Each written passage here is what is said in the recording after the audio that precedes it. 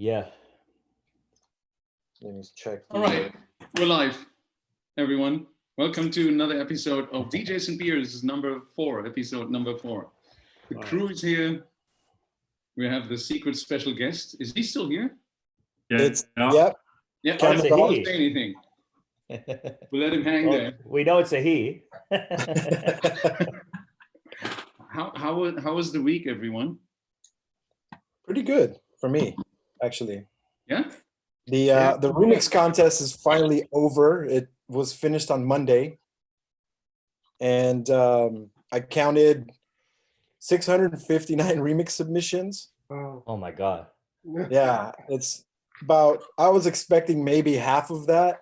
So the response is pretty great. I haven't made a decision yet, but I've narrowed it down to a handful. And in the next like 1 or 2 days, I'm going to pick the winner. And yeah, the winner is going to share the vinyl with Matt. He's doing a remix.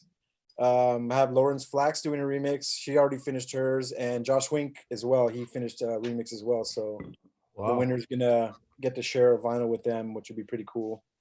The problem is I don't know when the vinyl will be pressed because pressing plants are closed at the moment, I think. Yeah. So might be a bit of a wait, but I'm sure it's worth the wait. You should tell Dietrich to press at Capsule Labs in LA. I'm sure Gil will do a run. Is he still running?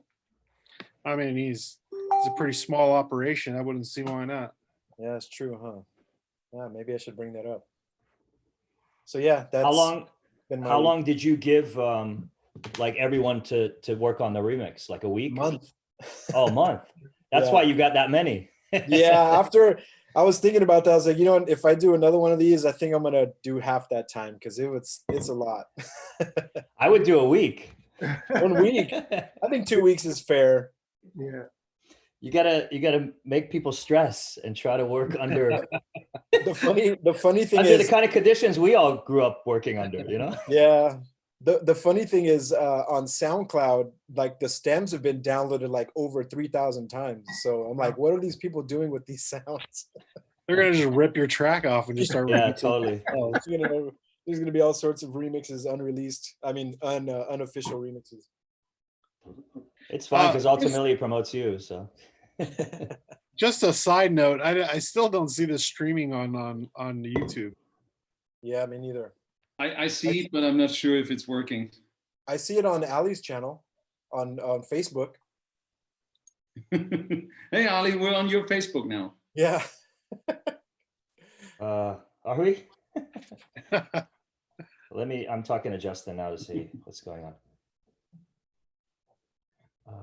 But which YouTube are you looking at? My page or my channel? I'm looking at your YouTube channel, Chris. Yeah. But anyways, and people are commenting on Ali's page saying that there's no YouTube stream. I think Justin needs to switch a switch. What? Justin, I'm just going to call him. He said he's on the phone with Neil. Lift the switch. So who's got the pressure now? Uh-oh. I can always switch over to my YouTube, and we're on my YouTube again. Is this your social media management, Chris? No. Neil and Justin figured all that out while I was sitting here. Hey, Justin. Chris is saying Chris, you're not on? No, we're not on my YouTube right now.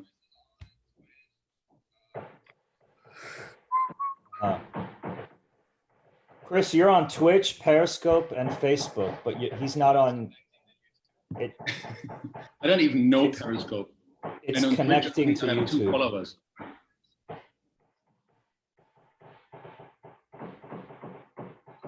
Who's getting their house worked on? What's happening here? I hear like hammers and stuff. Just keep talking. I'm getting. Where is this? Neil's saying that he can see it. Neil's saying it's working. Okay. Do you think it's better just to work on this for next week and just like we'll shut down and then we'll just do it regular? To work on this for next week. It says video is unavailable. Video is on private. Chris's, but except YouTube is the important one for him. Yeah. It says unavailable.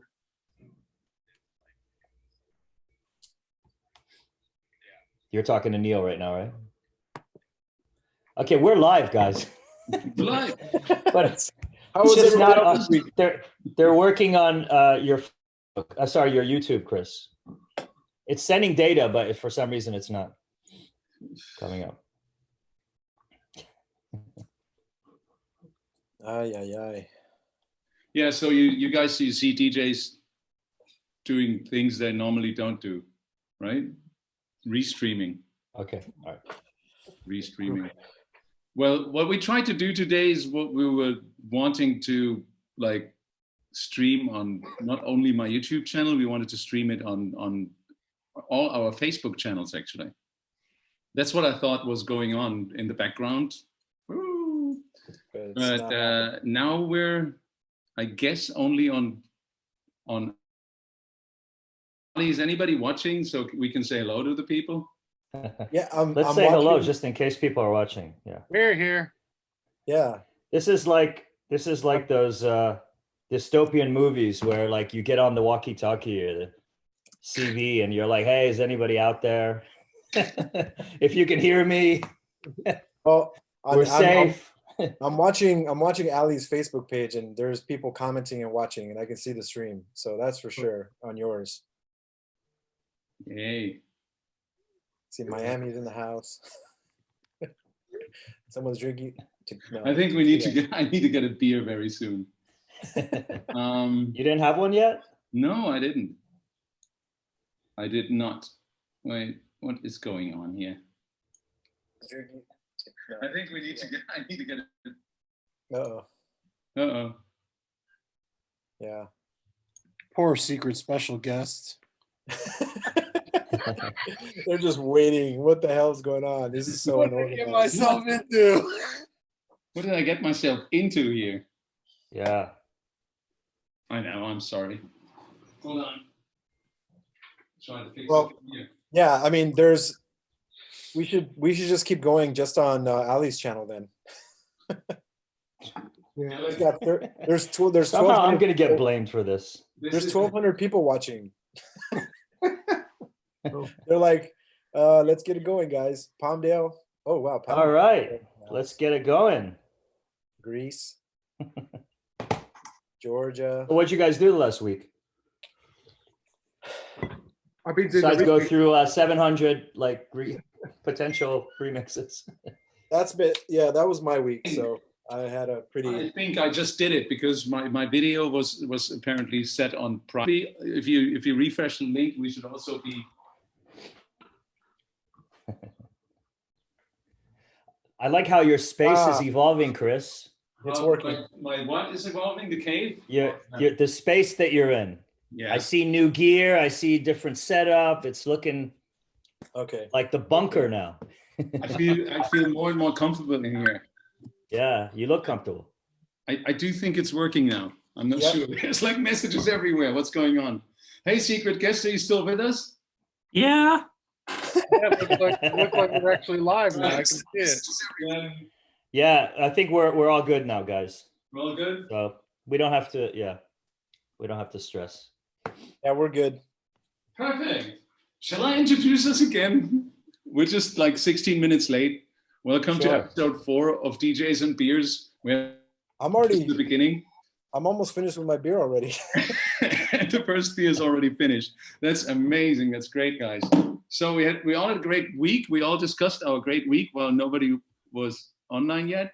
How about we just continue because we have this secret guest waiting here for like 30 minutes already.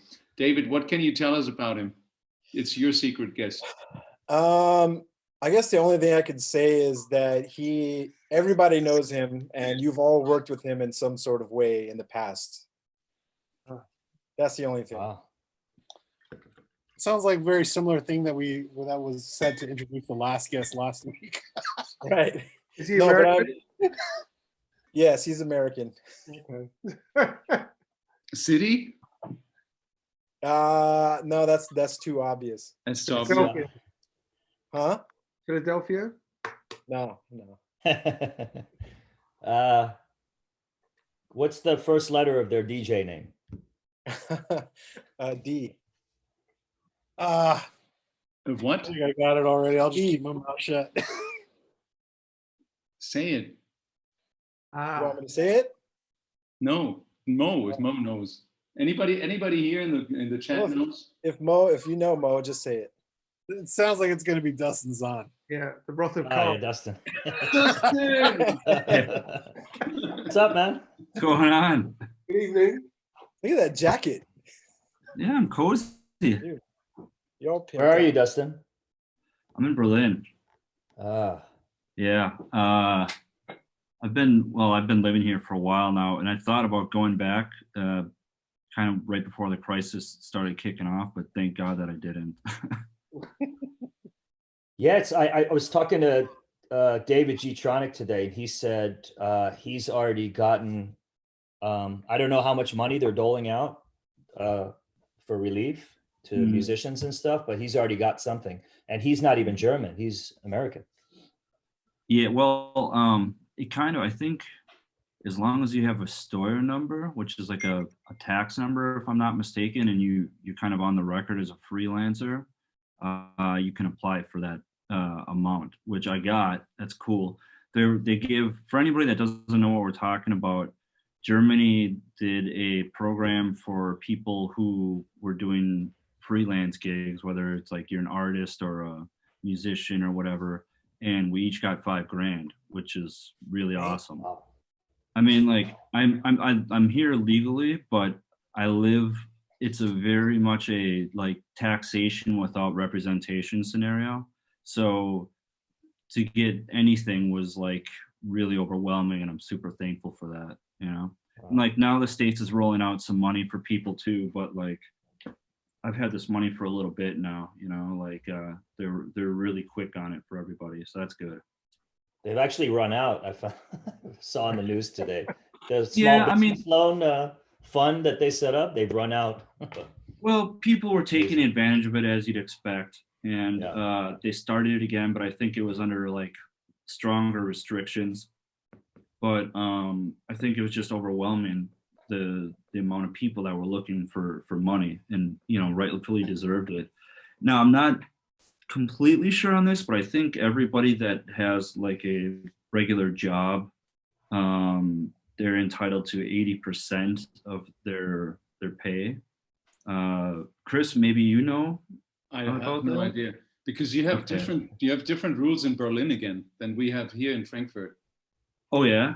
Okay. Yeah, in Frankfurt things are much slower. We don't have that artist or community here that you have I in thought that Berlin. was like totally a all of Germany thing. Nah, I think every city even has different ways to approach that. And Berlin was like the quickest city that gave everyone money. Matt, you told me yesterday that people even living not in Berlin but just having a company get money. I'm not going to comment on that. Okay. There's also very strict guidelines on that. I was actually speaking to somebody else today that's got a restaurant across the street, and you can get a good amount of money, but they're like, you can't spend it to pay staff. You can't do this. There's like a lot of specific rules. So it's kind of a pain in the ass. Yeah. Yeah, they're not That's going to a lot make it more- easy that's a lot to more get money free than- money. Than what they would give in the States. Absolutely. But I think, I don't know, I mean, like, I don't really keep up with the States news as much since I'm here now, but I heard there was a possibility of yet another stimulus check. Here in Germany? No, in the States. In the U.S. I- Yeah, they're- they didn't hear even about that. send the first one out yet, didn't they? They're coming out now, yeah. With I haven't Donald Trump's gotten name any. on it. Well, they're most of them are direct deposits. Depends on how you've done your taxes last year. Did you guys get that already? The deposit? I haven't gotten it yet. No. No. Did As you a have matter of to do fact, I something didn't in order even to get file it? my 2019 taxes yet, so I had to sign up some form for someone who didn't file their 19 taxes, and apparently it's supposed to be coming in soon. Yeah, because they pushed the tax date in the U.S. to July now instead of April. It would have been yesterday that they would have been due, but they pushed it to July 15th. So the check that you're getting now, you can send them basically back in April. What do you mean? Send it back. Like you get money now, but then you have to pay taxes in May or something. So you basically sent the money back right away. Well, apparently, I don't know if it's true, but I heard something about that this stimulus check is like an advance on next year's tax returns or something like that. I don't know if that's true, but I saw this somewhere. So it's not really free money, but I think someone is just printing money somewhere, isn't it? Like how it works. Dustin, don't you know these things? Well, apparently it's Trump bucks. He wants his name on the money in the States. Trump He wants a dollars signature on it. It's crazy. Yeah. On the checks that go out. have his face. It just has his face on it. It's Jeez. hilarious. The You're gonna wanna daily pay for the briefings. $1 bill next. I have not watched the news in like 3 weeks, so I don't know. Other than what people tell me, I don't know what's going on. How is the situation outside in like supermarkets, toilet paper and everything in LA? I went to the supermarket yesterday, and food-wise was pretty fine. Like, except for the hard things to find were like flour and sugar. Toilet paper though, it's still like napkins, toilet paper, cleaning products, like disinfecting products, all empty. Wow. But like produce and food and meat and all that stuff, it's all completely stocked up. We And they might start actually, seeing a decline in produce coming soon too, as well, because a lot of people who work in the farms locally in California are starting to get deductions in their paychecks, and a lot of them are just not showing up. Wow. So they're starting to warn the fact that if we don't start paying these people more, that the food's going to stop showing up at our groceries soon. I mean, the produce, fresh produce will. great. Fun times ahead. Yeah. But one But thing man, I I'm noticed, telling you, one thing I it's- noticed yesterday is like maybe 2 or 3 weeks ago when I went to the supermarket, they were limiting certain items, like 1 or 2 per customer. Yeah. That was pretty gone now. Like there was no more signs around. So I don't know if that's a good sign or not. I mean, they came on the news and they did this big press thing saying, people don't panic. We have plenty of food. There's no shortage. But I don't know why. I just wasn't buying that. Because I'm not it's buying like, anything they're saying. yeah, it's like they just don't want people to freak out and panic, and they don't want people to, just buy and consume everything and save something for everybody else. But there is certainly a shortage if everything is always constantly sold out when you go. No, it's just they can't restock it fast enough. Yeah, but eventually people are, we're going to run out of fucking pasta. You know what I mean? That's all people are buying. And like, you have to be able to go to these factories to make this stuff. And if you can't go to work, then how are you going to buy the pasta? But life in Berlin is good, right? It For seems me like personally, it's pretty awesome right now. But I mean, the situation is terrible. But I mean, like, I get to wake up, I make good food, I make music, I play some games, and I hang out. It's like I'm 18 again. Like that part's really cool. It's what I'm worried about is what comes after this. That's going to be rough, I think, for everybody. Yeah, I heard today from my label manager who's based in Berlin that they've canceled all music events now till the end of August, which doesn't surprise me. The big ones, they were kind of unclear on the small ones, though. yeah. I think it's going to be much longer than that.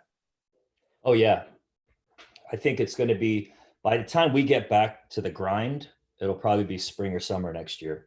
Yeah. I'm kind of mentally prepared. I guess slowly every one of us and everyone out there here needs to face the fact that maybe this year there is no clubs or festivals anymore, of what I'm gathering. Yeah. It sucks. You don't want to be negative about it, and you want to stay positive. But I mean, it's kind of looking like that's the reality. I think also the reality will be if small clubs are able to open, they'll have obviously far less people will be allowed to go, and I think everyone's going to have to engage in these social distancing kind of norms, and also wiping your hands with sanitizer, putting on gloves and masks before you go into a club. So you'll be like, interacting with other people with gloves and masks on. And who wants to do that? It's strange. I think restaurants are going to be like that too. Haven't the ravers done it in the 90s? Yeah. Yeah. Vector. What are those videos you see those guys wearing like they're like gas masks and they have like dreadlocks and they're always doing the same dance? Dancing goths. The American What is thing. it? The dancing goths or whatever. Is that? Oh, okay. We call them. You guys remember Alternate? No. From the Oh, yeah, Ravens? Alternate. They were way ahead of the curve. Yeah. And so is I Hate Models been way ahead of the curve. Hey, models. Who else wears a mask? SNTS. Yeah. Yeah. Headless Horseman. Headless. That's not really a mask. So let me ask you this, guys. I mean, do you think we'll see an increase in like illegal underground parties until clubs and festivals and stuff pick up? That's a difficult question for us to answer because that's all we have in here. Yeah. Well, yeah, I mean, for the States, it seems like we're just going back to 15, 20 years ago, which was a struggle to begin with. Actually, that might be a bad idea because then they'll start cracking down on those, and then nobody will be able to have any parties. I can't see it happening in Berlin as well, Dustin. I think the police and everything are so on it. I think with You think so? Like even house parties? Not house parties, but if you're talking about doing an illegal party in like a I don't know, like a industrial place or somewhere where there's a lot of parties, I think those days are over anyway, and especially with what's going on, I think they'll be shut down. I don't think that's going to happen. Yeah, I don't know, because there's like also the lakes are closed around here, so it's just kind of everything fun in general this summer is canceled. So I was really curious as to like, because I mean, like, I don't know anything about the medical part, but like being in nightclubs every weekend, we know how stupid people can be. And like, I really think it won't take long before people just start doing stupid things because they're selfish or whatever, I know. I was thinking about that yesterday because I somehow every day it becomes more and more clear that we're not going to have any clubs for quite a while now. And I was thinking, what are people going to do? It's like we're only in the first month right now. When do the people feel the urge to dance again and to gather and to dance again? And if they're not allowed to do it, what are the alternatives for them to do it? And I was thinking that maybe, when the restrictions are getting a little looser again, and maybe small groups of people are allowed to meet again, in different houses, that people might set up like little house parties, like 5-6 friends at places. And that's where maybe our DJ streams come into play, maybe people just start to meet, hey, DJ XYZ is playing Saturday night from his home for 3 hours at that time. Let's meet at that time, stream the set. And isn't that what a lot of people have been doing in the States anyway, with like Be At TV and like, if you've got like a surround sound system at home, I mean, especially with the restrictions with laws in. Has that already been happening? Like I know people who in say California who don't go out, they just stay at home and have beers or whatever and dance around in their living room, That has happened before the virus came even? Yeah, I think it's happening already. I mean, in places where you can't, where there are restrictions and there aren't maybe the possibilities to party all night. Or There was that virtual reality game that was around for a while. What was it called? Second Life. State or Second something? Life. Second Life. So they'd have Second Life parties. I remember somebody in like 2006 invited me to DJ at his Second Life club, and I was like, "What? You want me to do what?" How does that work? By the way, I'm following my chat here on YouTube, Taucher im Omen. I've been reading this, so if you have any questions, just repeat the questions. We're getting back to them later. I wanted to say to Dustin that, I mean, if in Berlin, it really doesn't really feel any different. There's loads of people out on the streets, and of course May Day's coming up as well. And I'm not sure how that's going to be. I'm not sure whether people are going to Cancelled. Well, yeah, but I think maybe still people are going to go on the streets. You know how it is here, people are like, fuck it, I'm just going to do whatever I want. So I don't know how they're going to contain it or police it, you know. So we have that coming, looming, should I say. Yeah. Well, so real quick, I have this theory on that because you see people complaining on Facebook like, oh my God, I went out for food and there was all these people in the park or hanging out by the canal or something. And don't get me wrong, like that shouldn't be what's going on. But then the other part of me is like, listen, at what point in history has everybody followed the rules? Like there's always going to be rule breakers, right? And if it's nice out, they're going to be like, screw it, I'm going to go out for 20 minutes or an hour and get my air. I don't care. And like, whether you agree with that or not is a different story, but that's going to happen. And we're in a city of 3.5 million people. So it's like, even if 1% of those people, decide to go to parks and shit, that's like what, 35,000? So, I mean, that's a lot of people, even though so it seems like nobody's paying attention to the laws, but I think a lot of people really are following the, stay at home order. Are they giving any tickets or citations for being out or in groups or anything like that? No, the Germans have been behaving quite well, I think, so far. But okay. I also have the feeling that the longer this is going on, which is very logical in a way, the longer it is going on, the relaxer everybody gets, and like as 2 weeks ago, everybody was still like sealing himself up, going to the supermarket. Not right now so much, but if you look at spreading 2 weeks ago, there was definitely less virus around than now. So actually you should have to basically be even more careful the more time is passing until we're over that little thing. Bump. Curve, flatten that thing. But is it going down yet in Germany? I don't think that anybody knows anything anywhere. No, unless they test everyone, unless they test the entire population of the world, they have no idea. They're kind of going by hospitalizations and deaths. Yeah. And then they somehow come up with new ways of counting the people who are getting to hospitals. So even these numbers are not comparable. So we're really blind in that, I think. Fun times. It was funny. I saw somebody posting. I need to get a beer. I saw somebody posting on Facebook just the other day. They were like, "Oh man, I really had to get out of the house and I had to go to the beach." And I went there, and I was just appalled by how many people were just hanging out at the beach. And then I'm thinking, like, well, like, what the fuck are you doing there? But at the same time, I think all of us tend to have this thing in our head where we believe that, well, I've been locked in the house so long, I need to get out. And since everybody is staying home, maybe I'll be the only person there. And then you realize that when you leave your house, everybody's thinking the same thing. You know what I mean? It's like, I was on a run yesterday, and I was so annoyed in the park because there were so many people until I realized I'm one of them. Yeah. You run with a face mask, Chris? No, I just stay away from people, and it was quite a mission yesterday. I actually finished. I actually left because it was nearly impossible to run slalom between all those people. Oh, wow. So that's what I mean. It's just they're just thinking it's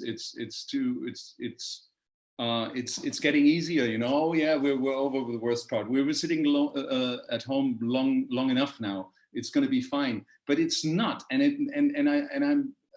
I'm really worried that this actually turns this whole process into even longer process that wouldn't be necessary.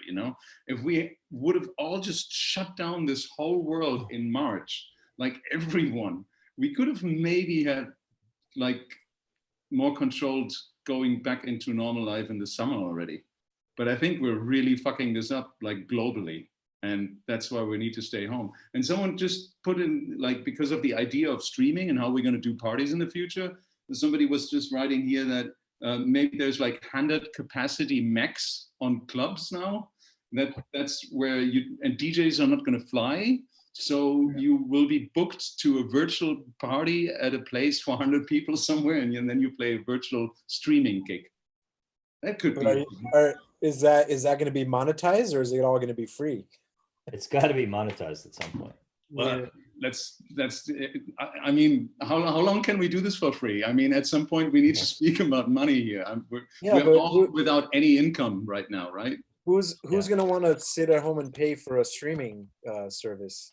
You know, it's like, why, if I can just watch this person DJ for free? Yeah, but maybe those 100 people that gather in this place, every one of them has to pay then something, you know? I don't think it's. I have no idea how this works. I mean, There'll definitely be a way that everything will get monetized somehow. I mean, I could even see like some rich guy who has a villa who wants Solomon to DJ for him and his buddies in the villa will book Solomon for it's like pay-per-view, you know. So Solomon is sorted out then. That's fine for him. He's fine. I mean, the reality is, I think DJs are kind of in general somewhat on a decline. Like if you're talking about friends sitting at home for an after party or with drinks or something, how many times do people just like, they just go to YouTube and be like, type in this track or let's listen to that song, and like they don't need a DJ. Or Boiler Room podcast or Boiler Rooms or anything. Yeah. Well, Boiler Room gets money for advertisement. Well, maybe it's time through this streaming service that all of us take the time to actually start reporting the tracks that we play to. SoundCloud included a donate button now for artists. Like if you start monetizing on live streams, then you're gonna have to probably license the music that you're playing, right? Yeah. Legally. Yeah. So it's like there's like so much. I don't know. It sounds like it's gonna be super difficult.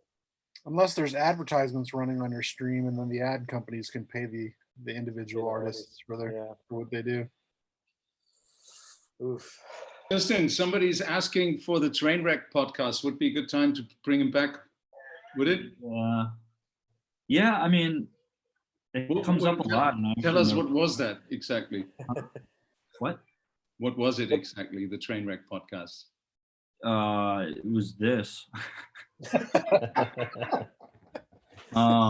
It's pretty much a train wreck. Yeah. Yeah. Yeah, I think it's been like almost 2 years now since I took a break on it. And like, actually the reason that I took a break is my mom passed away at one point, and like I was sad, obviously. So, you know, like we didn't do video, but even on a microphone, that like you can really tell a lot by somebody by their voice. And I was just like, this ain't the time for me to be on a microphone. And then just, you never started again. But I mean, it's really a pain in the ass. I would like to do it again, but I currently don't have any place to do it. Booking the guests is a nightmare because DJs are like children. They agree to something and then 5 minutes before they're canceling. And it's just like so much work. You know, chatting with people is awesome, but everything else involved it's a lot. If I personally love it. You can run it for me. Let's talk.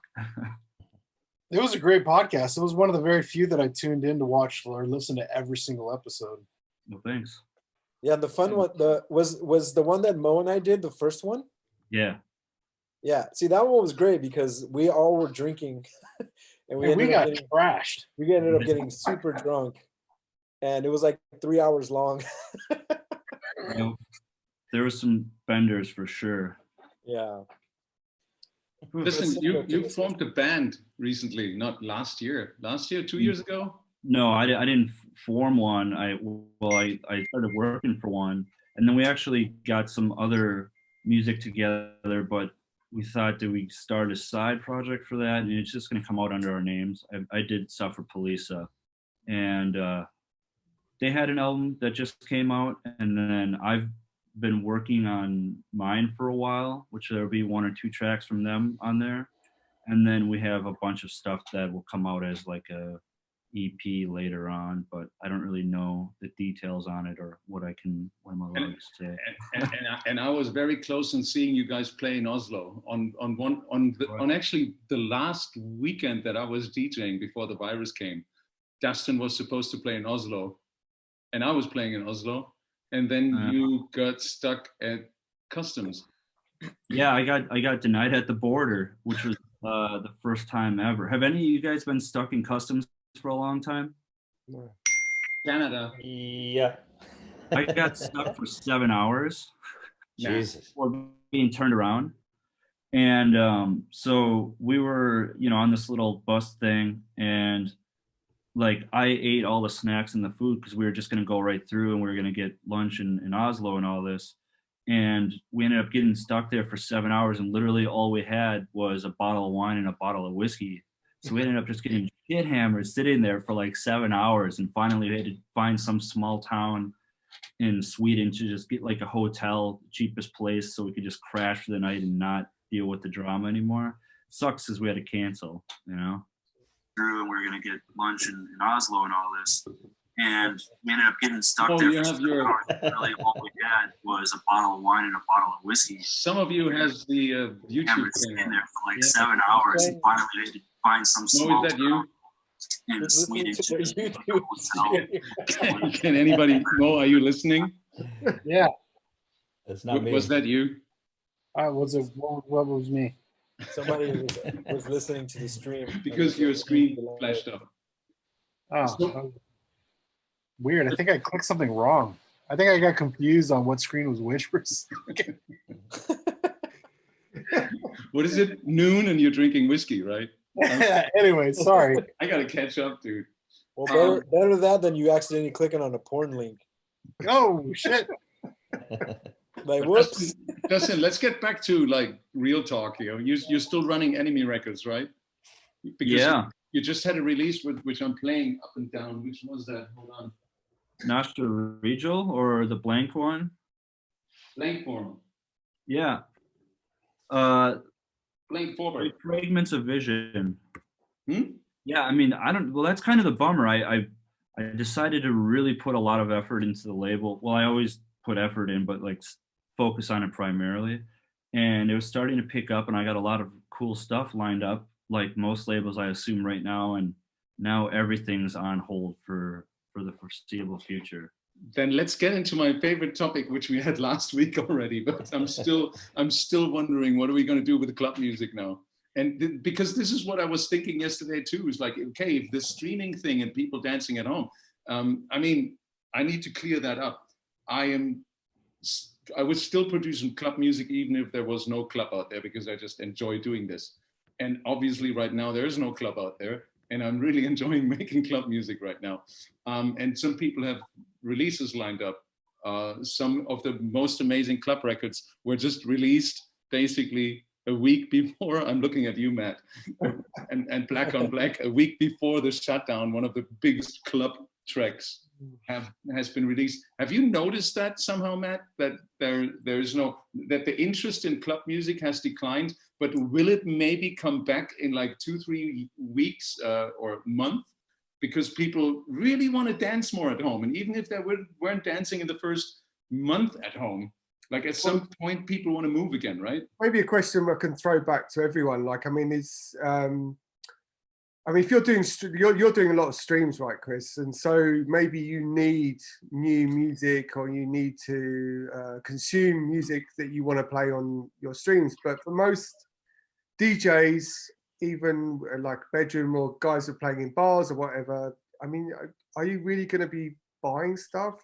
I think everyone's saying that there's going to be a decline in digital sales, which is looming, and of course streaming is still spiking, it's still going up. But I think with the DJs, I think for sure people are probably going to stop, or it's going to slow down.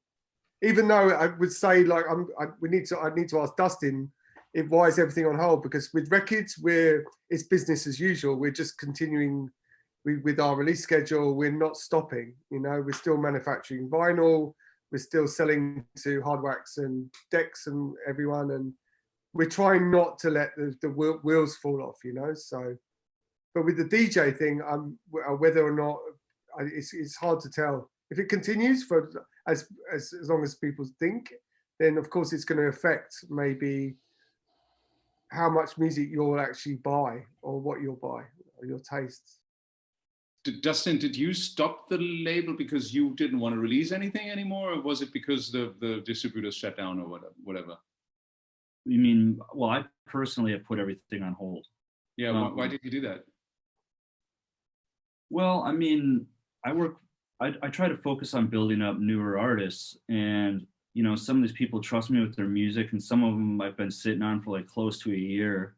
And, you know, I don't want to take their hard-earned work, you know, that they put all this time into, and then just kind of let it fade into the ether now that nobody's able to really play stuff. Yeah.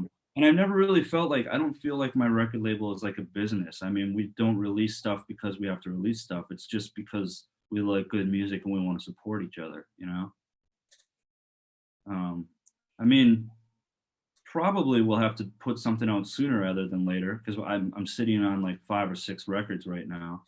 But that's the other thing. Like, I was pressing my wax in Italy, you know, getting that, and that was the best prices for me. And like to make that happen right now is impossible. So everything would have to go digital, which I'm fine with. I've been doing this for over 20 years, but some of these younger people really, this is everything to them to put out the first record or something like that, you know? Yeah. You got Matt. How are you doing on vinyl? At the moment, it's okay. I mean, this is the thing; it's been fine, but I mean, I hear what Dustin's Because saying. it's costly and it's a costly and pain in the ass, you know. pain in the arse, and also there's a sustainability thing, you know, which is, I mean, you know, even the biggest records, like with the Lauren Garnier record we put out last year, we've now sold, I think, I don't know, about 2,500 copies, which is a lot. If you think about how many people are actually into dance music in the world, it's absolutely nothing. So I'm not sure. I mean, we thought about maybe doing crowdfunding kind of style releases, maybe release digital first and then see if people really want it, because otherwise it's a lot of waste and it's a lot of, like you said, it's a lot of effort. But I wanted to say with new artists as well, this is what I do worry about is, and Chris and I were discussing this yesterday, is that, you know, say if you're releasing an EP from an artist that's breaking through right now, maybe, you know, there's no real scope for them to actually perform or go out and DJ, or, you know, it's a really strange time, you know, and maybe of course you can keep plugging away, but maybe these releases are just going into this void where they'll never get heard properly, you know, so it's strange. Absolutely. Yeah. Like, I mean, how do if you feel? you think about like club music, making club music now, you sometimes like people answer stuff online or on Instagram, and they'll say like, well, even though I can't dance to it in the club, I'm still, you know, using it for my workouts, or I still listening to it like cooking dinner or just sitting at home chilling. So like, to me, it's like, okay, how many people are really doing that though? There's the handful that message you and they're just like, yeah, keep it coming. But how many are really actually doing that? But Probably more than you think. I mean, we have Yeah. all those weekly mixes. I have this weekly AM/FM show. The numbers didn't go down there. There's a lot of people still listening to the club mixes, and I'm sure they're not listening to the club mixes when they're going to the club.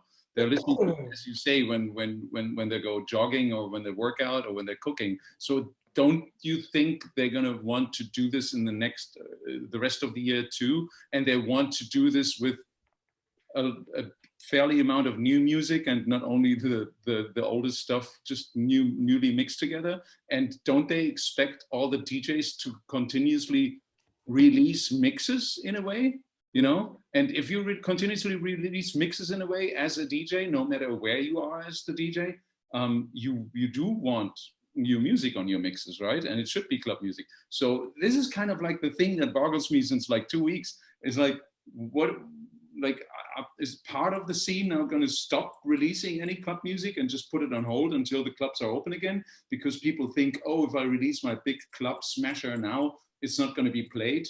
Of course not, because it's no club is open. And then the rest doesn't have any music, or some other part is releasing music, so we only have access to certain kinds of club music. I'm confused. I don't know how this is supposed to be going. But like, I think music isn't just a functional tool. I mean, like when I was a teenager, I was buying music whether I had money or not, whether I had a gig or not. I'm just wired to seek new music out and discover. I like the feeling of discovering new music, discovering new artists that I follow. You know, so that part of it will never change. I continue to listen to new promos, to, you know, buy music online and stuff. And then there's music as a function, like club music. Yeah, we can't play it in clubs, but we'll be able to play it next year. You know, I'm still building playlists, keeping my music organized, because I know at some point, you know, we're going to be back at it. And I'm going to rely on all this music that I accumulated over this period of time, which will be amazing music, which will, you know, get heard in the right context. So for me, none of that has changed. And I'm also keeping the label going because I feel a responsibility to all the artists. I think we all tend to make this mistake in thinking that people consume music the way we consume music ourselves individually. And I think sometimes it's a better gauge when you're playing these massive festivals and you're looking out at huge crowds, that you have to keep in consideration that probably only a quarter of those people that you are looking into actually buy EPs and individual records. The largest majority of them are consuming DJ mixes all the time. And they're not stopping now. They're still consuming them. It's funny how everyone calls like a single an EP now. Like everyone I talk to, like EP used to mean extended play, so it's like 4+ tracks. But people call 2-song singles EPs now. EP, and I'm it's funny to me. Well, whatever they're I'm always having to correct people. Like whatever they're releasing, I think DJ mixes are still there to be consumed, and they still need to be put out. So keeping tracks fresh and releasing them is still relevant. But Ali, you said you're still downloading promos and all that stuff. Do you also shop for music, or do you just use promos? I usually typically hard wax and clone. Okay. Those are my go-to ones. I don't have time, like with the amount of stuff that individual producers are sending me. And man, there's so much music that these producers are making right now and sending me. I think now they're like, you're going to see more music. I think a lot of the producers are like, they're home now, so they can listen to my demo. Yeah. And music is going to get better and more interesting during this period of time. So I don't think it's, you know, the time to kind of sit back and not seek out all this great new music that we're going to have. Yeah. And that we have to take advantage of the fact that, like, you know, the artists that Dustin's got on his label or me or you guys, they're going to start making really, really great music. And now's the time to get behind all that, if we can, you know, if it's financially feasible. And that's one thing I had to look at. I had to look at, like, how much is it costing me to keep the label going?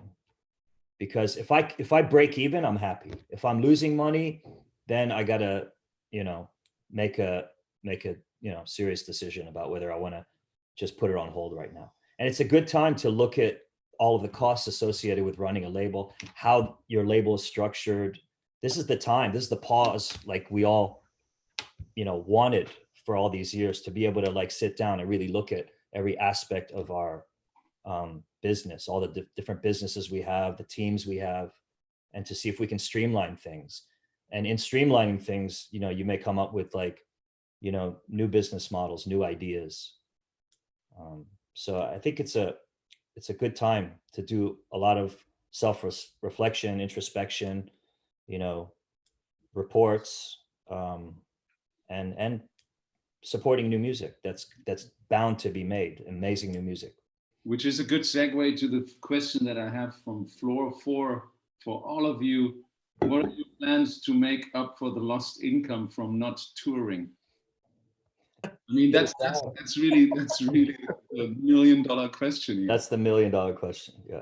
But as Ali just said, it's a perfect time to look at your status right now, where you're at. I mean, when you're constantly touring, even if you have someone looking after your finances, you just don't look into the details anymore. And now you start to look into the details, like, what am I actually doing here? And you need to clean up, you need to streamline. And that's what's happening now I think on all of our levels.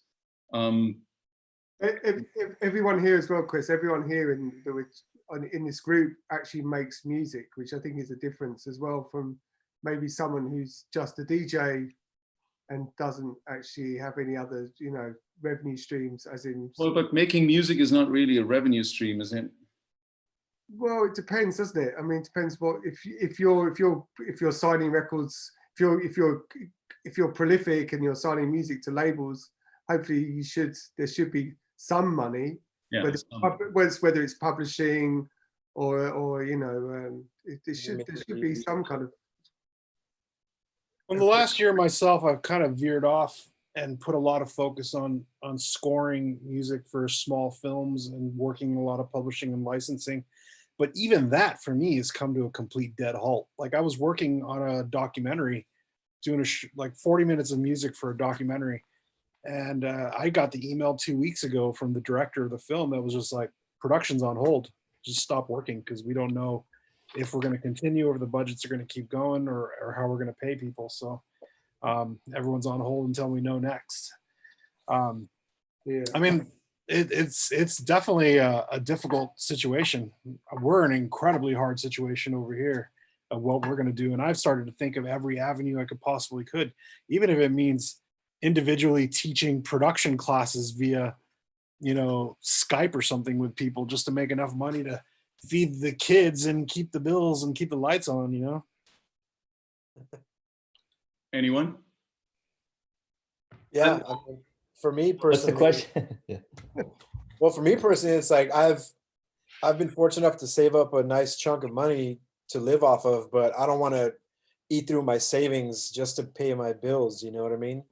So I've also kind of been, I don't know, thinking about maybe to do some like mixing for artists or you know, quote unquote mastering. I don't have a proper mastering studio, but at least something, you know, to help out some younger artists and maybe get some extra cash.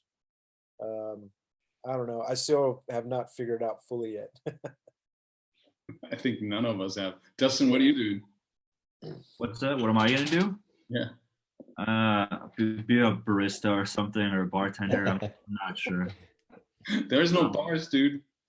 I don't need much to get by. You know, like DJing. Like, yes, I've had gigs and I've been still pretty lucky compared to a lot of people. But like, I would be lying if I said that it didn't slow down anyway. So it's not like my schedule went from 8 gigs or 10 gigs a month to a complete halt. So it really like this adjustment isn't as jarring for me. And so I just like I do other little odd production jobs and you know kind of like stuff Mo was saying and I'll find other ways. It's frightening, but like it's interesting because you speak to some of these other musicians that are maybe not necessarily DJs. These people can have been in successful bands or won Grammys or something, and they're still like trying to find odd jobs in between tours and stuff. So it's like the DJ world has been super lucky and super privileged to like be in that position because even in unpopular bands and stuff, they don't always have revenue to get by, you know. Yeah, that's true. Yeah. What about you, Chris? Well, I have no clue. This is like you. I don't know. I'm basically so far trying to save as much as I can, like getting the spending down, and doing what I love. Basically, I'm continuing to produce. How's it going with the album then? Is that being put back? I mean, have you discussed My album? Yeah, with the label. Are you going to move this back to no? No, actually, I want to get it out even sooner now because my next album is again like the last one. The Burn Slow album is not really a club album; it's just more a listening album. So it's perfect for this time right now. And I want to get it out even sooner rather than later. Right. And when it comes to like, there's club remixes were already planned. There's a next batch of club remixes for the Burn Slow album, which on the last batch Ali was on. Hopefully one of the next batches Matt is on there too. That's all still planned and it's going to be released, you know. And you're wondering like, okay, we release all these club tracks now. Yeah, great. Yeah, but your next album has more collaborations, right? Both with singers and stuff. So I guess can you do that remotely, or how are you going to do that? I met if this is going to carry on, and it's going to be released, you know. And oh, Mo is hitting the wrong button again. Am I? I'm Mo's not. got that expression on his face like he's hitting the wrong button. Yeah, it's all work via internet now. But Did I do something wrong again? but I was no nothing. It's all good. You got to turn off that porn. I was at a stage already where things were already pretty much done, so I'm in a good place when it comes to this album. But I'm sitting here basically doing club remixes like the whole So time. you guys, I mean, you guys are still making music. I mean, if vinyl wasn't like a hurdle, you'd still be making and releasing music this year, Yeah. right? Everyone. Yeah, I think that's what I've been trying to do. I think I've been using the excuse of the fact that I haven't released as much music as I should have in the last few years with being a lack of time. And then now I have nothing but time. So I have no more excuses to rely on. So I've been trying my hardest to just build up an arsenal of tracks to possibly release when things start moving again, you know? Do you see that a little bit as a reset button then too? And Dustin, that question goes to you too, actually to everyone. Like after this, if we're lining up a lot of good stuff now, that things completely come out in a new way, you know? What are you wondering now? About, let's say, DJ producing career wise, you know? I mean, you know, probably the DJ scene, I'm not sure where it went, but that's a whole nother question for all of us, basically. Like, where did you think the whole DJing went to before the virus came? But now this is happening, you know, if you just like what Ali said, if you're preparing really well now, if you keep your playlists sorted, organized, if you keep chasing the latest music, if you're really ready to go when this is going again, and this is how I feel as well. I want to be like totally ready. I don't want to needing to get back into things, you know, once it's starting up again. I want to be right away ready. This is why I'm doing the streams as well. It just keeps me going. Same with me, yeah. Too. So you have a reason also to chase music and stuff. That's why I'm asking. Is like maybe there could be a sort of like a leveling going on during this break, and maybe some people who maybe have lost a little bit of motivation because of the weird DJ scene or with the weird business and the politics that we had. Maybe this whole thing gives it a break and gives you a little bit new motivation to continue to do more club music again or something like this. That's kind of like what I tried to say. Well, I kind of was something similar I was hoping to go into. So I think like most people, when this crisis first happened, you go through all the different stages of grief. And like, you know, I was sitting there like, I can't possibly imagine making techno tracks if there's no place to play them, and all those kind of thoughts that you think through on the couch while you're processing all of it. And then eventually after a couple weeks, even though I was not feeling creative in the mood at all, I just started pushing through some studio projects just to finish up songs and keep my mind busy. And then I realized like I was really having fun and enjoying it again, and I didn't really give a shit if there was gonna be a dance floor. And then I realized like, oh yeah, this is what I do anyway. I enjoy this. Like, I don't need it to come out. That'd be great, but I'm gonna do it whether it gets released or not. You know. Yeah, I think I've said this before, and there's probably not much of a reason to reiterate it, but I mean, I think I'd be writing music if I had a quote unquote successful career or not. I mean, I've been doing it my whole life since I was 14, and I think I'll probably doing it for the rest of my life if nobody's ever listening. And in the past, I've let the business side of it bog down my creativity, and I've spoke about it before. And I think currently right now, I'm not trying to make big plans of what I'm going to do when things come back, or, you know, how I'm going to market my tracks, or when's a good time to sell it and when's not a good time to sell it. I want to take the time that I have to just sit in the studio and do what I love and to just write music. Yeah, I agree. Matt, would you, if Black on Black wasn't released yet, would you still release it now, or would you wait for it till this is over? I don't know. Well, I mean, we made a video and we did so much work leading up to it. So it's difficult to say. I mean, you know, we had so much planned. we've also got another single that's kind of ready, and we've just got clearance from Universal to use the sample, and so I don't know, we're trying to work it out. We're trying to work out what we're actually going to do. Of course, it's very much a live performance-based project with Patrick. So, and that's what made it so special, was him performing. So, I don't know. I mean, maybe we would have put it back, but again, you know, so many people were waiting for the song to come out. You know, we gave it to you last year, and we gave it to a few people. Actually, you were the first person. So, yeah, we had to. In fact, we just had to put it out. You know, it was regardless of what's happened. So, yeah. But I'm the same with Mo. I mean, I've been making a lot of music. I've been doing a lot of kind of very slow record style, 99 BPM sort of sketches, just music for myself, just very self-indulgent. I don't really care if it ever comes out. It's just little noodly sketches, just, you know, which make me happy, you know. So Yeah, totally. But I guess that's the purest form of expression, isn't it? I mean, just to let things flow out of you naturally instead of having some sort of like grand schemed plan of what it's going to do yeah, for your overall career. I mean, I think all of us, those are the foundations of why we got into this game to begin with. The need to express ourselves musically, and also in the DJ booth. That doesn't go away because of some virus, you know. Yeah. And I think now too is like even though there's no dance floors and you still want to create club music, like there's not that pressure to make a club track that's going to be a big hit. Now it's just like you can just write tracks no matter what, you know, like don't have to worry about that. Even though we don't have to make business techno. Yeah. There's always somebody that says business techno.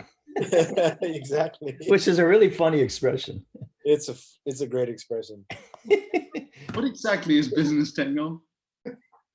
Jure mi clavo. Yeah.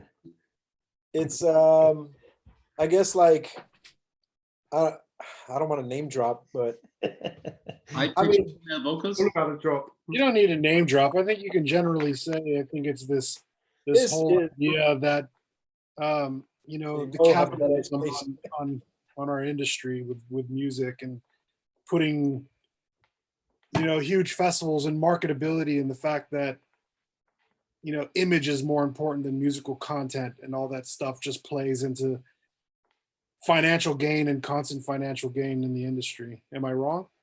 Like, is business techno a sound, or is it an image thing? Well, I think that there's a certain sound that's attached to I think we all know what it is, but we're dancing around the obvious. Yeah, there's a certain sound to it, for sure. It's the safe techno. That's all I want to say. It's the safe techno, the shit that's gonna be, you know, top 10 Beatport charts all the time. I don't know. Well, I think another way to put it is, we've all know this. Everybody in here knows this, that the largest majority of people in the world like easily digestible music, things that are not challenging, something that you can just put on and enjoy and have fun, and that tends to cater to the masses. That happens in pop music, radio music, hip hop, rap. Every genre has a portion of the music that pushes the boundaries and pushes the lines and innovates and goes into new places. And then there's the easily digestible, acceptable stuff that everybody can enjoy and have fun. And I think that people tend to associate that easily digestible music with business techno because it tends to be the genre that makes the most money because it applies to the masses. Yes. But could anyone here actually see it? To me, I never thought, I didn't see it coming, this thing. I don't know. It was so weird because in the 90s, like techno was so unfashionable. I remember playing Ministry of Sound for open all hours. Carl Craig would play to like 30 people. And there'd be Lost with Jeff Mills, which would just be guys, you know, and it was different, completely different scene to what it's evolved into, you know. So I don't know, it's a strange phenomenon. this has become like the commercial scene within dance music now, you know. Yeah, Yeah. techno certainly skyrocketed to the top. I mean, even at the biggest EDM festivals in the States, now we have techno stages at every single one of them. And to be frankly honest with you, I would have never seen that coming. Yeah. I mean, that's the thing. Like, all of us here can say we've been around forever, so we've seen this slow incline for techno. And I know definitely Mo and David, Ollie, maybe you too, but also you were already doing pretty well with Deep Dish. But like, let's say like late '90s and stuff, the idea that like techno could remotely be popular in the United States was completely insane. It was so hard to find the right stuff. Like it was rare when like an Adam Bear would come to the States or something. Now Absolutely. these people, I saw Marco Corollo's name on a billboard in Las Vegas or on the internet recently, and I'm like, if you would have asked me that in '99, that would have blew my mind. Yeah. Like it was untrue.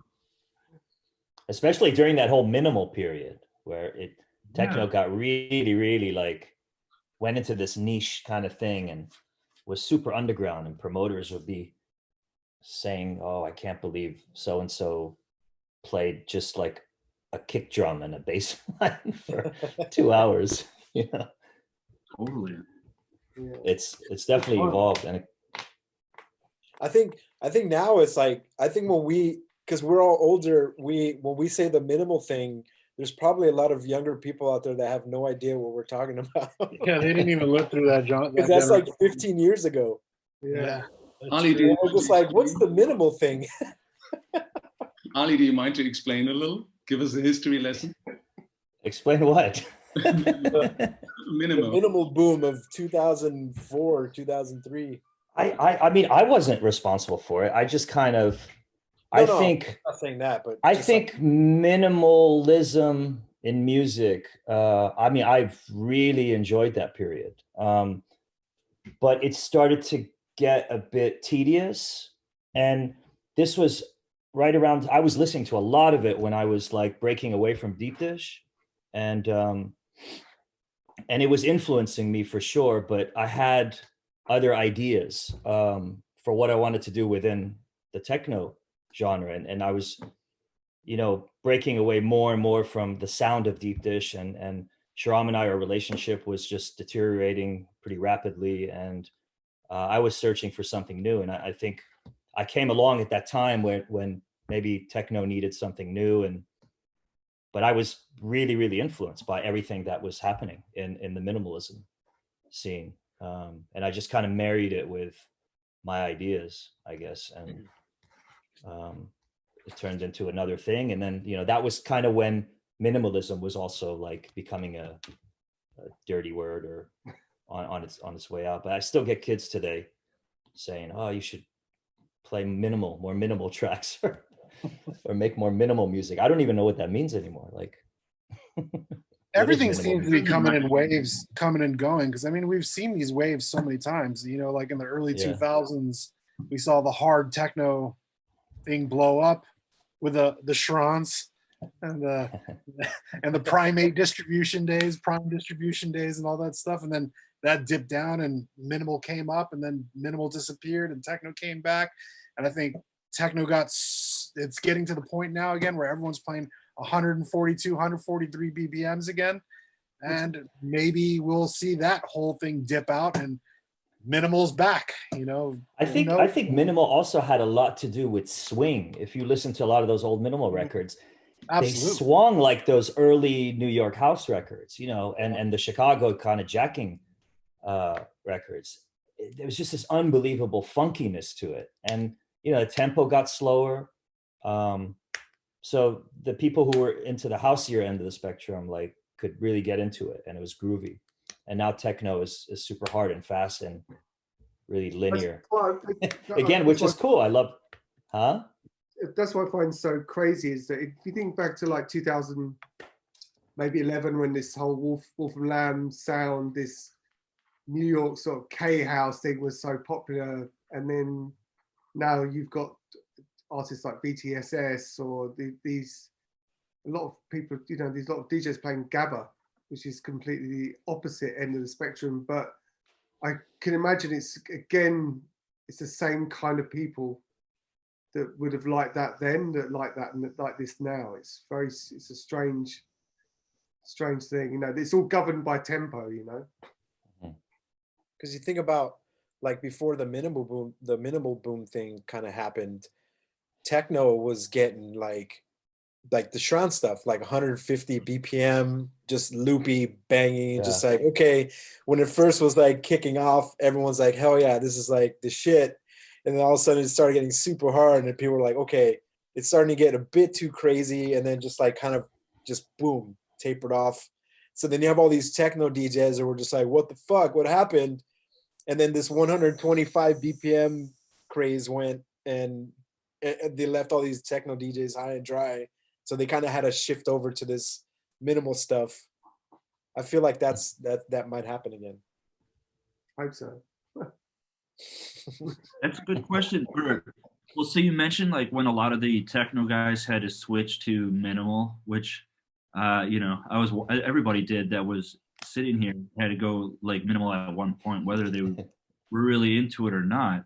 But now there's the argument from people that are like, oh, you should make songs because nobody can do the dance floor thing right now, so make song-based stuff. It's like we saw before when people had to switch genres and go from like playing harder peak time stuff to minimal.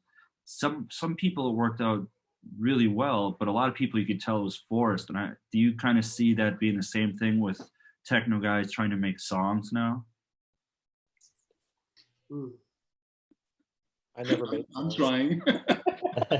Well, no. I don't think there's anything against it. I'm saying, like, do you think it could be a backfire of sorts? No, I totally understand you. In my personal case, I see it even the other way around. I grew up in the 80s with basically 70s and 80s with songs with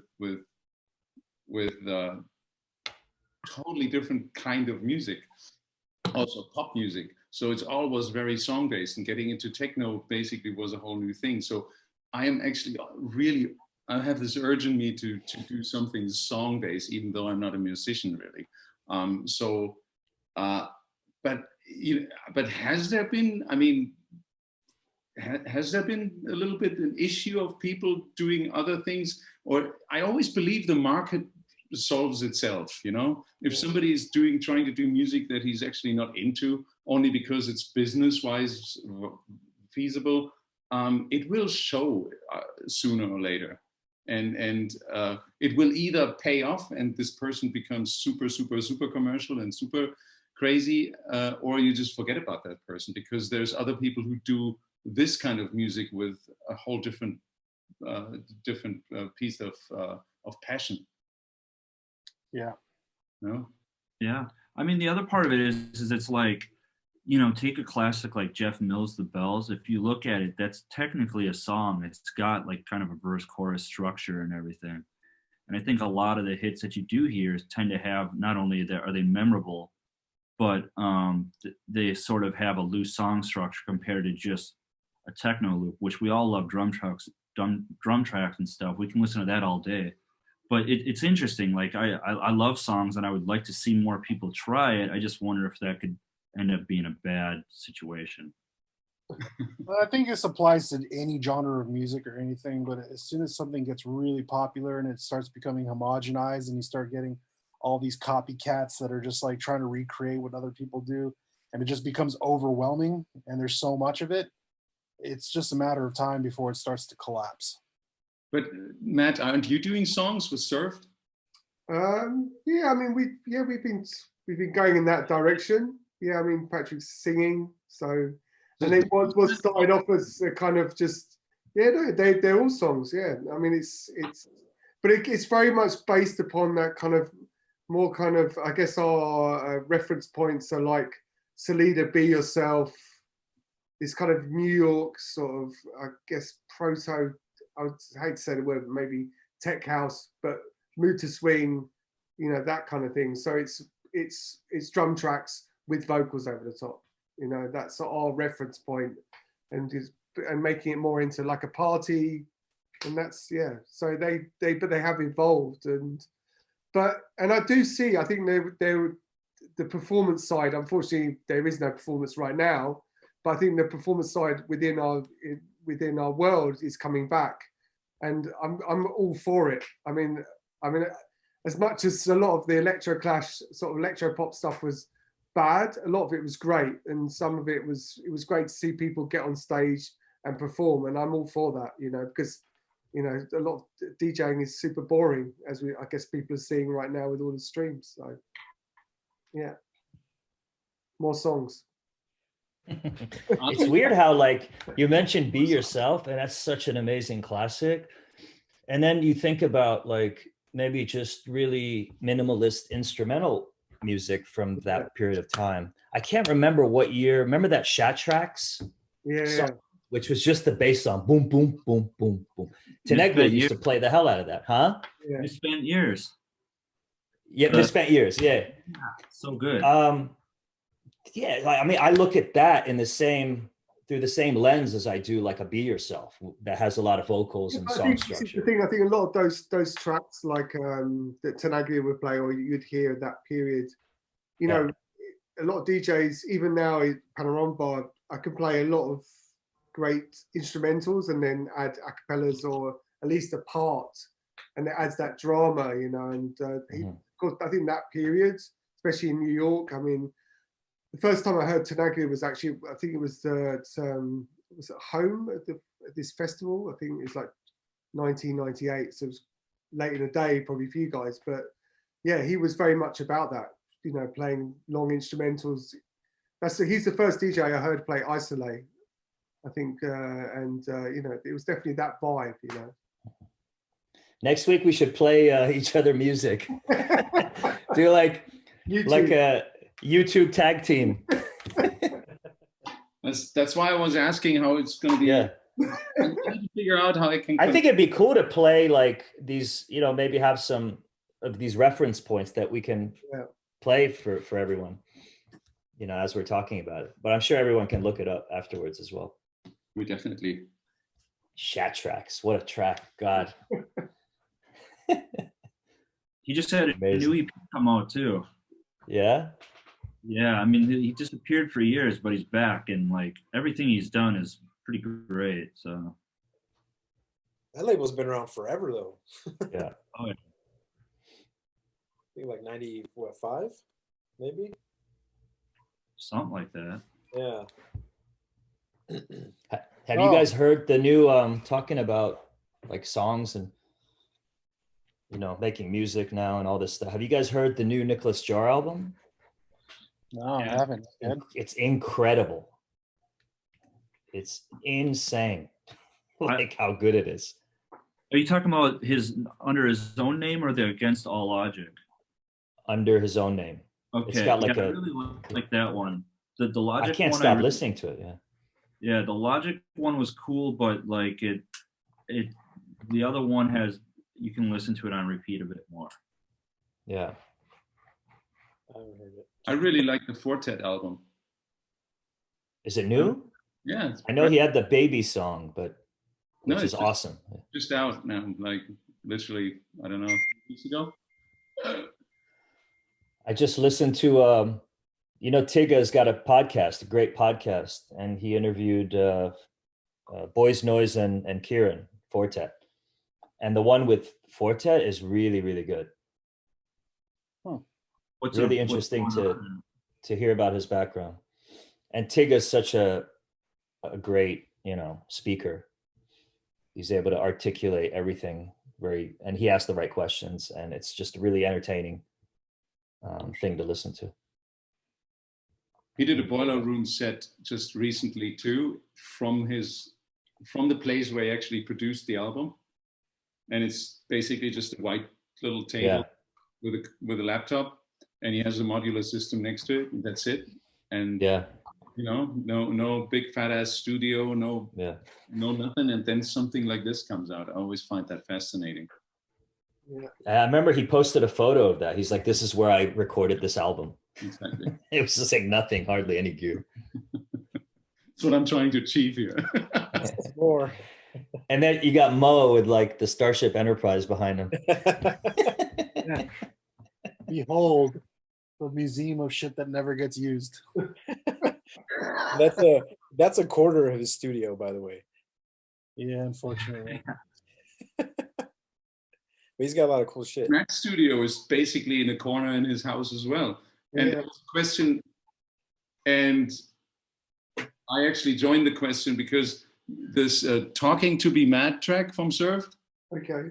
you know that I've used that kick drum and layered it so much with other stuff, like in the last year, really.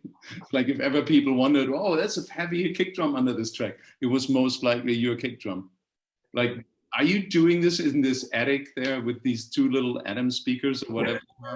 You've been here, Chris, haven't you? You were surprised at the Dyn Audio, how good they are. Yes, I am. Where did Ali go? Did he just pass out? I I think actually, Chris, with that track, I think they actually sampled that kick and then layered it with another kick. So, which I've actually been getting back into, like rather than just using an 808 and a 909 squashed together. Hold on, when you say sampled a kick, has any one of us ever sampled a kick and used that exact kick in a track then? Or, you know, I usually think like, oh, you need that. There's no way this kick that you sampled will fit your track. It's maybe a goalpost, but you need to form it into something that fits your track. I think you always have to like sample that, and then you added something. Yeah. I mean, it's always just about making it fit into what I wouldn't just write a track around just a kick drum. I maybe change the kick depending on the tone of the track. So everything has to be sort of adapted. But I mean, I've always been into sampling. I mean, I'm doing less and less. So I'm using more and more real drum sounds, or I say drum machine sounds. But depends. What's happening? Beer. Depends, you know. I've done the same. I've sampled kick drums and then just like layer stuff on it just to get I use the meat of the kick that I sampled. So, and I don't think there's any shame in that. Now, how many kicks can you layer? Look, I think three. What's your record? Think three maximum, but I'd say two is good. When I'm sitting in the studio with David's really, really good at layering multiple kick drums. And it's funny because since I've been working with Luis on like albums in the past year, Luis, out of all things in the world, he is the most anal about layering multiple kick drums. He only allows one kick drum, no layering on top of it at all times. It really annoys me. But I will say the only kick drums I've ever sampled are Dustin Zahn's. But Dustin's got. Like if you have a track is a stomper like this Serve stuff, then yeah, it's gonna focus is gonna be on a kick. But if you're trying to make some cool like groovy stuff or tribally or whatever, you shouldn't put the emphasis on that kick. Of course, it should sound dope, but I mean, it should become more about the bass line and the rhythm than the kick. Because just the right pitch of a kick should do the trick. Yeah. Or do you disagree? No, it's the right pitch of the kick, but it's also very much about the start point of the sample. But what, Chris? What's the drum? What are you using now? What's this? The soft in? I basically unpacked my old 909 a couple of weeks ago because I had it in a box here, and I just been working with it a lot in the last week, and I fell so in love with the sounds again, which are they're just I think I have the best clap on my 909 ever, and it's just so nicer to work with it. But yet again, I would not use the 909 kick drum really. I would maybe use it as kind of something that shows you the way. And then I have this plugin called Punchbox from the D16 group people. That's the one, and that is built upon a very old little kick drum plugin that a German dude did one time. Bassism, it was ISM, ISM, ISM. And which you just get generated a sinus wave basically, and then you had the possibility to put a tech and decay in it, and you had some sort of distortion buttons. And those guys took basically this idea, and they also have the 909 and 808 as VSTs. They're called Drummerzone and Nepheton. Mhm. And most of people know this because these are the two best emulations of a 909 and a 808, I believe. And they basically put all this into like one plugin. And so you can start off using a sinus wave as a kick. You can start off using a sample as a kick. You can put your own samples in, or a 909 or an 808. And then you can go from there and you add little clicks, you can add a little distortion, you can add a little EQ and bit crusher and everything. And you have this whole chain, and it just, you can work on it endlessly. It's quite a nice thing. You need a little like a buy now sort of thing in your screen. Swipe up to buy what's it called? Punchbox now. Punchbox. It's the third week I'm mentioning it. Finally, he's writing it down. So Next week you'll be wearing I a don't know now. How are you making your cakes now these days? Huh? Who? Anyone? I kind of just used the 909 kick, or actually most of my tracks lately have been an 808 kick, but I processed the shit out of it. Yeah. Out of one kick? Pretty much. I mean, sometimes I'll high pass another one just to get that little knock in there. But I've been really, because the thing is I don't know. No offense, like some people are making thunderous kicks here, but I feel like so many tracks right now got like the biggest kick drum ever, which is cool. But I just decided like I want to try and make tracks where the kick obviously is still powerful, but it's not the emphasis. So 808 kick is great for that because it's not too invasive and it's really bass heavy. I use a reactor ensemble that we built, and the last album we did 100% of the drums all on that one reactor ensemble. And it's kind of just been a tool that we share amongst close friends, and that's pretty much what I'm using for all my kick drums. We call it the drum face. What were we talking about? I missed it. Kick drums, you're the kick drum guy. Talking about kick drums, guys. I heard Punchbox a little while ago. I've actually started using that a lot. Yeah, that's really good because you can layer kick drums like just all in one box basically, and process them. So it's a really good tool. Yeah. But 909 is still like my go-to. I love the 909 kick drum. Yeah, we did a little interview with Native Instruments where we actually showed the reactor ensemble that we use to make all of our drums on. And we've considered releasing it to the public if anyone's interested, just to put it out there. It's not like a super top secret thing or anything.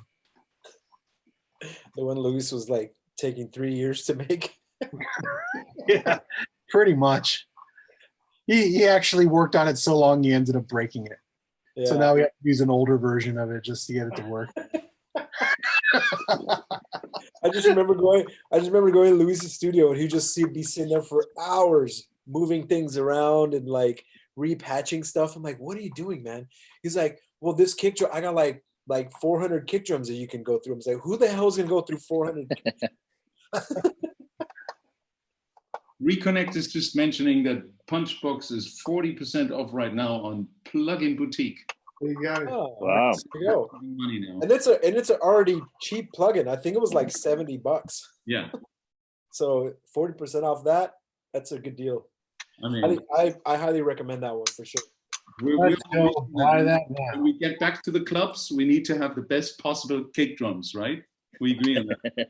100%.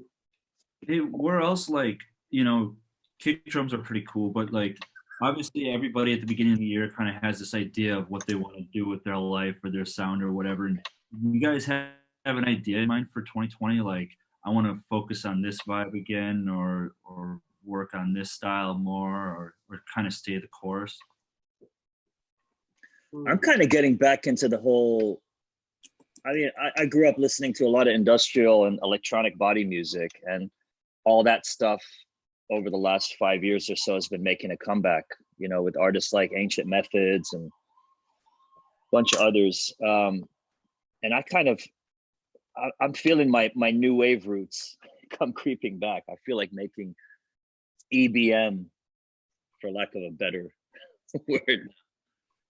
I don't know. I've been, you know, experimenting a little bit. Face Fatal just had a really nice interview that he did with, was it Fact Magazine, where he went through his process of making tracks, and he was kind of going through the process of making EBM inspired music. So it's a cool video to watch. Because there's like electro and EBM have come together in new ways as well, which is really interesting. Are you going to do your own vocals then? I want to definitely do more vocals. Yeah. I don't know what kind they'll be. They'll be more abstract rather than verse, chorus, verse. But yeah, why not? I mean, it's easy to do an instrumental track, but it takes a lot more, I guess, I don't know, not skill, but like a lot more care to like do something with vocals.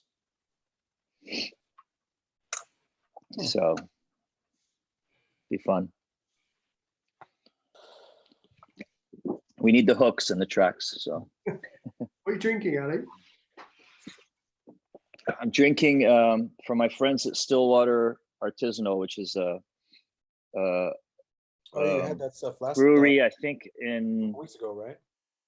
In Boston. Yeah. Mhm. I have a ton, like I have a lot of their beer in my fridge, and What kind of beer is yeah, it? I'm trying to figure that out right now. It's a sparkling rosé sour ale, Wow. brewed with red wine grapes. Okay, wow. Interesting. Yeah, they always have really interesting stuff. Yeah. So thanks, Brian. Like I have a lot of them. Whoa, how come we have two Dustins? I have no idea. We have two of you now. Of me. I think his last one froze.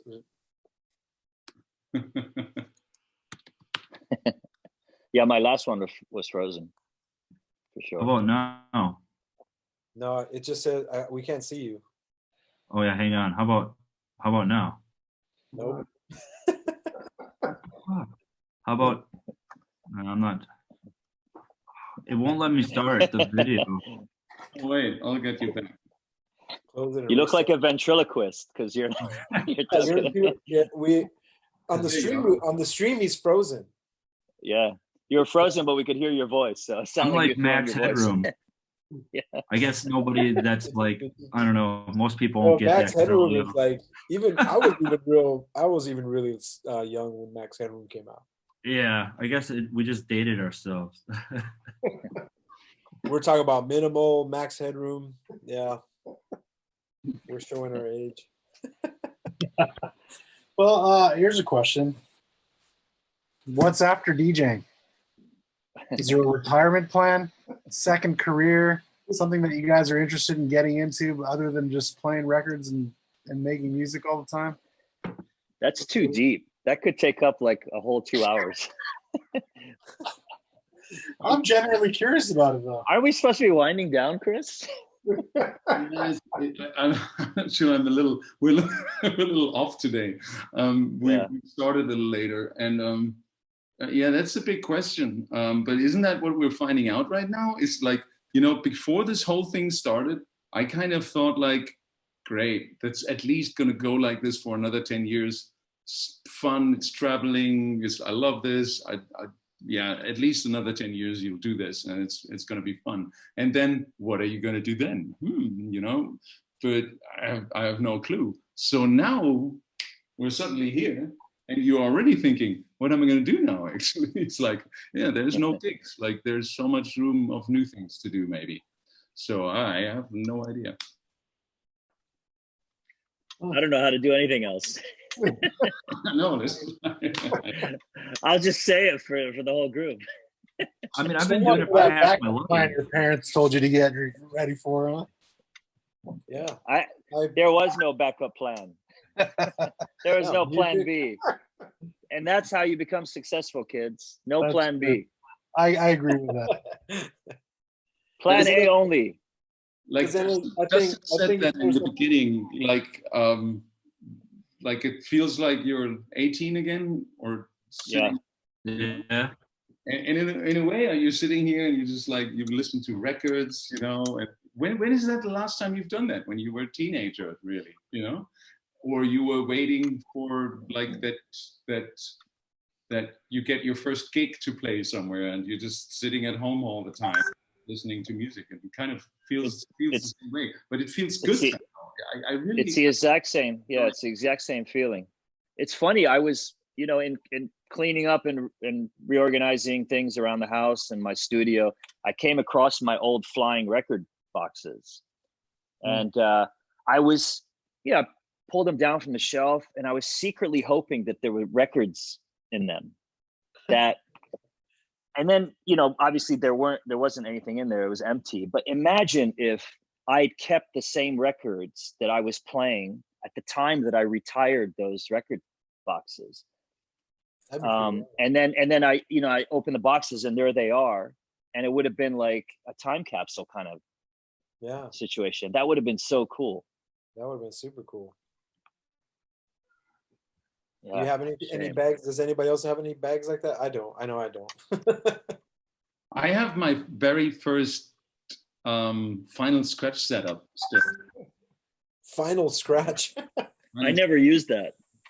I have that little Sony computer that I had with this little round the little dish, yeah. That little thing.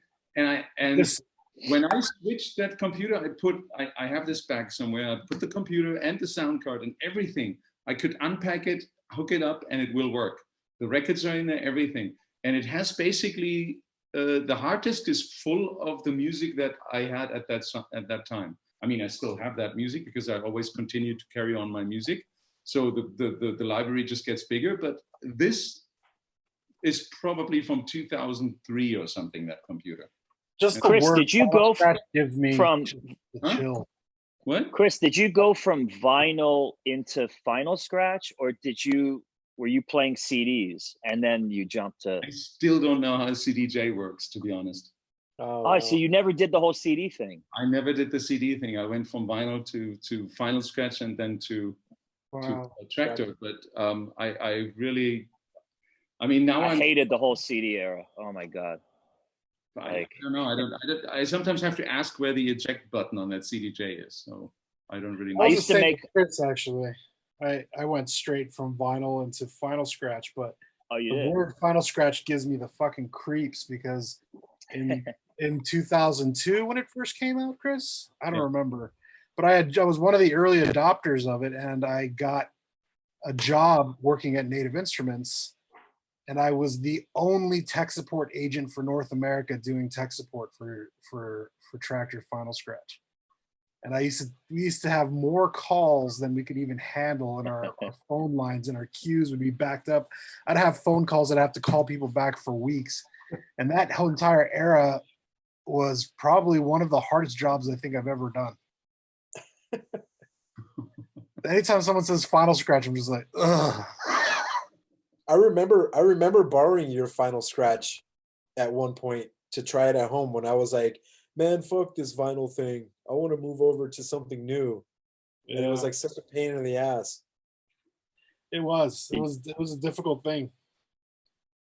But it was. Did you guys ever use Serato? Did anybody use Serato? No. I went straight from vinyl to Tractor. That's what I never did the CD thing. Yeah. But I'm back on CDJs now. But I never played on CDs at all. Like never. Oh, I had to carry CD books around. I used to be so nerdy. I would make like labels. I would print labels to put on my. Such a waste. Spent so much money on like labels and CDRs. I recently played it. CDs. I played in what was it? I played at Berghain in February, and I played before DJ Rush, and DJ Rush still had his CD book and he was playing still playing CDs. That was like Uh, it felt so weird to see that. It's like that's considered old school now. I think Even Derek like, May still does it, no? Who? Derek still does it. He still plays really? Derek May. Yeah. Or Derek May? Oh, Yeah. wow. Yeah, Derek It's does. like There's he somebody had else it that still Throwing a plays. Where- CD, or if you put in the USB, is there a difference in sound No. or in handling? I guess if you're playing WAV files, there's probably a difference, but not. I don't think there's a difference from CDs to WAV files. It's the same thing. it doesn't preload the wave. But you want to hear a funny story about Matt, actually. I booked Matt in Minneapolis around 2007 or 8 is when we first met. Yeah. And he had the badass Ramoa record case or whatever. But he forgot the key in the hotel room, which was too far away. So all he had was a CD booklet, which meant he basically had to play most of his own tracks, which is all I wanted to hear anyway. So I got what I wanted. Wow.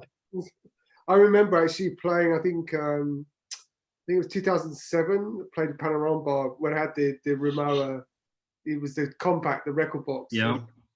I left there with no seat, went straight to Montreal to play at Mutech, and my records didn't arrive. And I think I didn't have, I literally had a brand new laptop, had nothing. And I was on tour as well with Joel. That was the start of the Quiet Village tour we were doing of North America. But I remember Mutech, I remember John Berry was burning me CDs as I was playing in this club in Montreal. But yeah, it was a disaster. Kyle Geiger says hi, and Oh, the and homie. he's complaining about all these fake DJs who can't play with CDs. It is funny that we still call them CDJs and nobody uses CDs in them. Yeah. But the next ones that come out, the 3000s, they won't have a CD player in them. They're like the X1000s. So I don't know. Oh, But Mo, do the CDJs still have the CD slot? The new, Yeah. the next generation won't. Not anymore.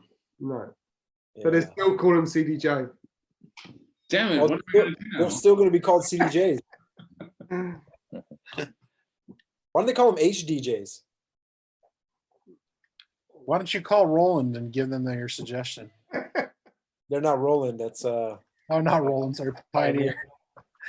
Hey, You know Chris, what? did you manufacture CDs of your album? Like, was it released on CD? Yeah, it was because I got one of them. Whose album? What? Your Yours. album was Mine. it? Yeah, it was released on CD. I have that somewhere. Was it on It's vinyl still too? big in Japan, apparently. Yeah, I saw that somewhere. Yeah. I The think Japan is Japanese are- probably they're still the country that buys the most CDs out of the whole world. Yeah. I don't. I kind of Did you want to also- go back and buy some old CDs just because if you want to buy all the stuff on On Discogs. iTunes, you're going to spend more anyway. You can get them on Discogs, dude, for like $5. Exactly. Who knows how good condition it is, but Store just left in a comment. I got so many CDs. Sid, is that Yoakum? That'd be awesome if it would. Is it really him? Damn. Cheers I from know. Rotterdam. What's up with Yoakum, man? Damn, that dude's like, he has like no social media presence. More respect to him for it. Yeah. I would kill for a classic Speedy J record right now. Dude. We should try to get. Do you think he'd be down to be on the show? That should be Chris's guest. Yeah, totally, man. Dude, that would be awesome. I would have to just tune out and just join the chat room and watch Yeah. like everybody else. Chris is quiet. Maybe he's already got it in plan. I was we gave it away, right, Chris? I was just thinking where this Speedy J record is, which I just had early on in my hand. It was here somewhere. Joachim's album, A Shocking Hobby, was like probably one of the most influential albums on me in music, period. I was just thinking the same thing. Dude, that album just blew my fucking mind. based on track either number 5 or 8. I forget the name. It's fucking insane though. Even I had this like 1984 Pontiac Parisian for my first car, and even on that fucking boat, like it just screamed. It was wild. Mo, weren't you supposed to do a store thing? Yeah, well, I was supposed to be playing in Rotterdam. That was Was that during my all the first shit? gig. That was my first gig that got canceled. Oh. And I was supposed to play at Perron in Rotterdam, and originally the plan was to go to visit Jochem at the store laboratory and hang out there for a bit, but everything got pushed back. Okay. I wasn't sure if that was before everything happened or during. No, I was right during the middle of it all. Oh, damn.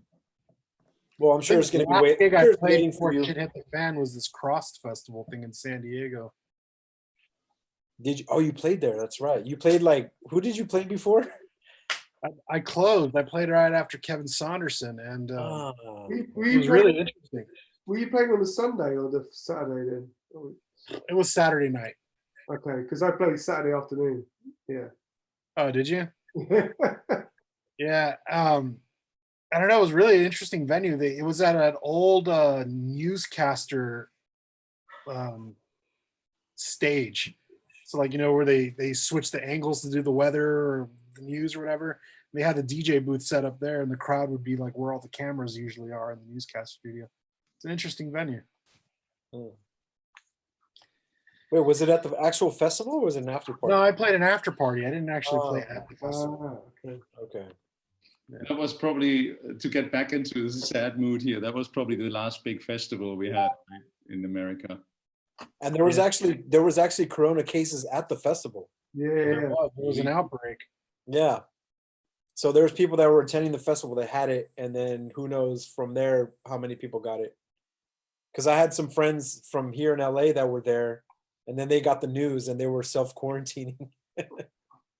But that's what I mean. It literally, and that's where they had that boat as well. I think that was one of the cruise ships was literally parked right next to the Cross Festival as well, Yeah. where there was cases of coronavirus. So But I heard something just today that they're saying now it's up to 70% of people that have it that don't have any symptoms. I had some Wow. 70%. That's crazy. I've probably already had it Yeah. because Wow. my lungs have been hurting for weeks.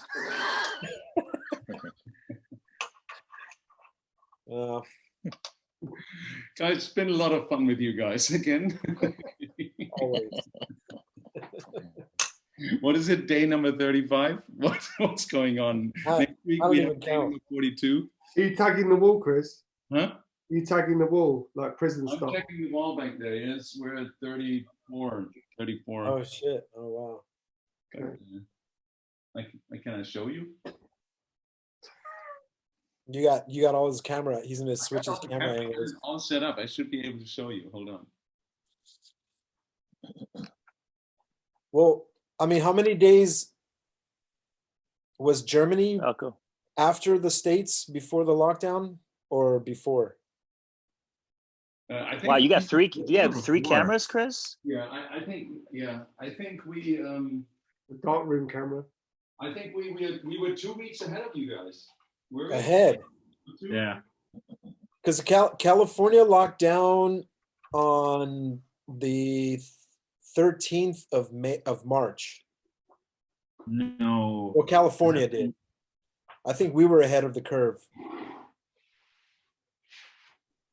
We're supposed to flatten it. Heyo. Because that was when the 13th is when Mo had to fly back from Berlin to get the hell out of there. Yeah. It was about 4 days after Cross Festival, because after Cross Festival, I went straight to the airport and flew to Berlin, and I landed there. And then I was only there for a handful of days before I was like, oh, fuck, we got to go home. I'm going back into the mess. I should stay here, but I'm going back into the fire. Yeah. So you played Crossed, huh? Yeah, I played an after party. What's the club that they always use? Spin. Spin. Spin Spin is that's like the main club in San Diego. Yeah. I've played there before, but that's not the venue I played this time. I was just saying earlier, we played at some newscasting studio. I was going to come to I Cross played on the at the same- Sunday. Yeah, I played at the same place. This for the same guys like 6 months before. Okay. Bit of strange venue. Yeah, really interesting. I mean, Yeah, weird vibe. but the festival was amazing. The festival was really good. It was really cool. For San Diego, which is such a weird, sleepy town, it was It's actually not a. You wouldn't think of an electronic festival in San Diego at all. no, especially right on the the harbor front. I mean, it was pretty impressive. It's pretty cool. I don't know. I've heard mixed reviews about the festival, so Okay. Everybody's got their opinion, yeah.